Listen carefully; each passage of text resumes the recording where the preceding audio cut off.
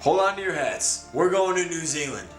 Hi, I'm Ivan and today we are going to venture out to the capital of New Zealand's North Island, Wellington.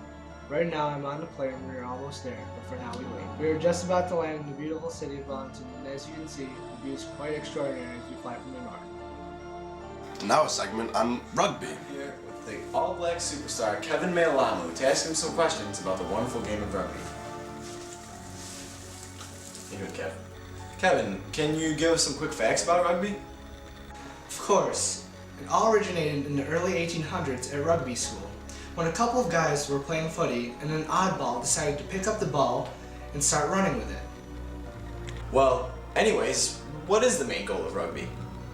Score and tackle as many times as you physically can. Okay, what are some of the traditions you and the All Blacks do? Well, we perform our haka. Most New Zealand teams perform this dance. It's a dance traditional to my Maori people. It was done before a battle to intimidate other tribes. The All Blacks have been doing this since 1884.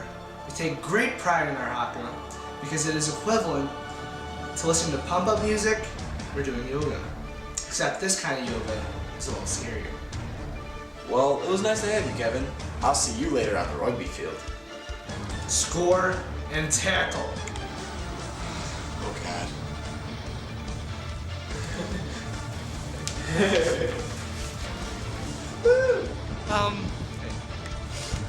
Just before we go to the main streets of Wellington, we pass by these homes located by the hills.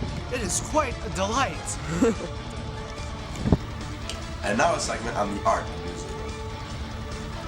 As I walk down the streets of Wellington, you can tell how cultural the town is by the many galleries.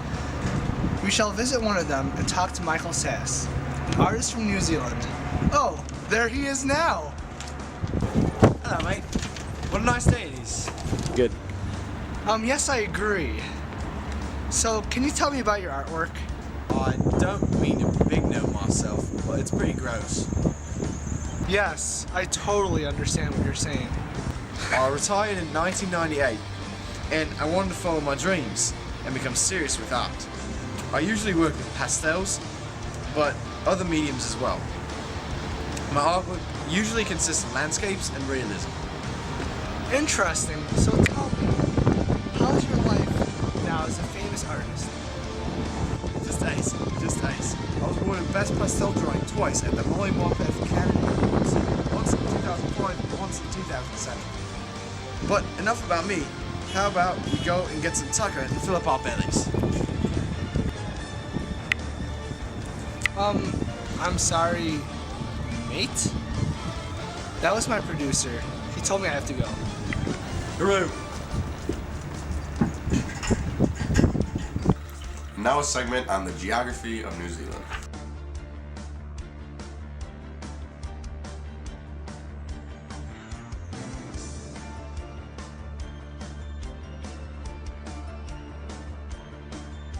And now a segment on New Zealand cuisine.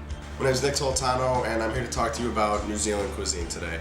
Now, what we have here is a very traditional New Zealand dish. It's just lamb. People in New Zealand eat lamb all the time. It's one of the most. It is the most farmed animal. Just they're small, they're easy to breed, and they produce a lot for the farmers and the economy. Now, this is the most basic preparation of lamb that we're going to do today. And that's just salt, pepper, a little garlic, a little seasoning. But New Zealand cuisine isn't always that simple because it has influences from the Pacific Rim, which is, Australia, islands around that, tropical. And it also was a British colony, so you see a lot of British influence in there, like tea, biscuits, meat pies, and fish and chips. And New Zealand prides itself on being a very sustainable and local market because it's an island, so you can't really trade that. So right here we have our lamb chops, and we're gonna start off by, first, these are a very, nice cut of meat. So what we're gonna do is, you don't have to add anything really, just a little bit of salt. Make sure you get the sides. Now, people in New Zealand, they can do a lot of different things because, it's a very tropical, good soil there, so they get a lot of vegetables, a lot of fruits, and it's basically like Britain in the Bahamas. So we're gonna do this. You got it nice and salted. Just got a little seasoning here, a little dusting, if you will.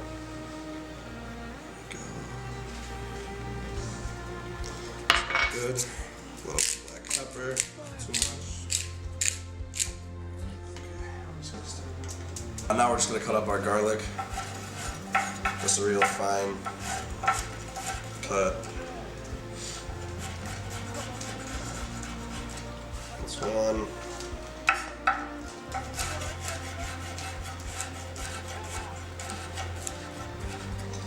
There we go. Alright, now I'm gonna come over here. Just gonna come over here. Put a little olive oil in this pan. Now people in New Zealand, they always like to fuse their olive oils with something. This is fused with a little preserved lemon, so it's gonna give it a nice little citrusy flavor. Make sure your pan's nice and hot.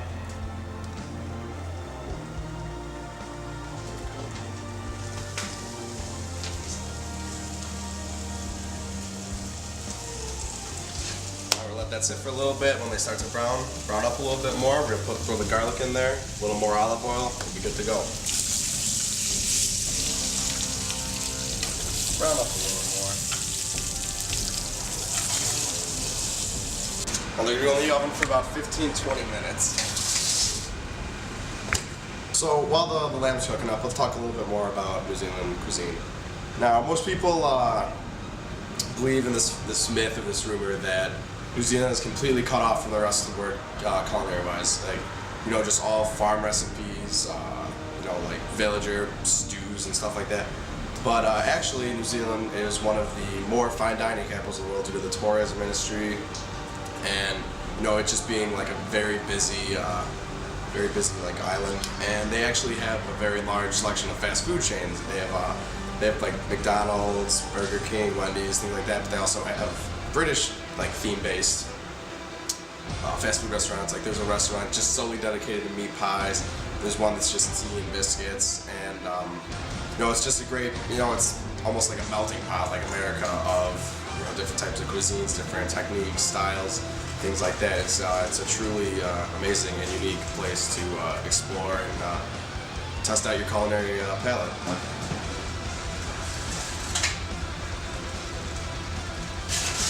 Alright, now that our lamb's done, all we gotta do now is let it rest for 5 minutes, and what that means is we just let it sit there, absorb all the juices back in so it's nice and tender. Alright, now that we're done, put it on there like this, and voila! And now a segment on the Maori. Kia ora. On today's segment, we will be focusing on a very special culture that is deeply rooted in New Zealand, the Maoris. We're going to have a talk with Aata Puanga, a man with Maori lineage from Northland. Tana koto. I'm happy to be here. Stas, what would you like to know about my people? Well, for starters, I don't think anyone knows what we just said to each other. Why don't you say some basics of the language? Oh, of course. Well, the Maori alphabet is a little different from the English one. Our alphabet consists of the same 5 vowels, but we only have 8 consonants. They're equivalent to the English characters H, K, N, P, R, T, and W. The combination of NG makes the same sounds as English, but the combination WH makes the sound of an F. What we just said to each other, tenako and tenakotu, both are a way of greeting. That was really good pronunciation. I'm glad we have a real Polynesian here to teach us. Something I've always wanted to know is the Maori legend. What's your favorite one? Well, my favorite is the creation story. I like it because I love fishing. The North Island was fished up by the god Maui. He is sitting on his canoe, and he pulls up this giant of a fish, and the fish becomes North Island. The cool thing is, if you look at an aerial view of the North Island, it has an amazingly striking resemblance to a giant fish. Wow, that really does look like a fish. Well, I'm sure everybody has learned a lot about the Maoris. Thank you. Hey, konera. Kakite ano, Stasi. Deuces.